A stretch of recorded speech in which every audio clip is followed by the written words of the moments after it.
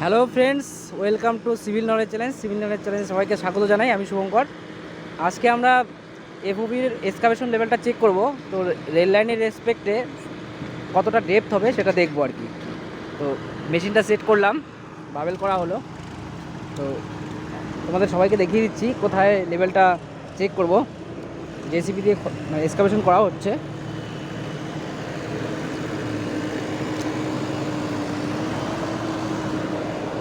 এখানে চেক করব এটার এক্সকাভেশন লেভেলটা ঠিক আছে কিনা সেটা দেখবো একবার।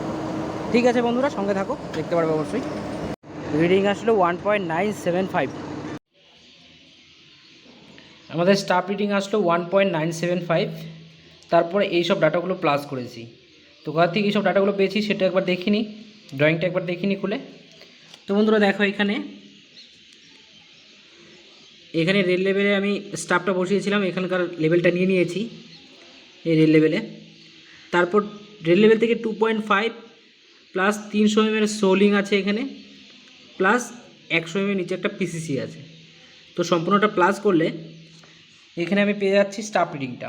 তো আমি সেটাই করেছি, 1.975 প্লাস 2.5 প্লাস 0.3 প্লাস 0.100।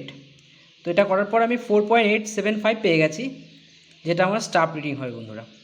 ঠিক আছে বন্ধুরা।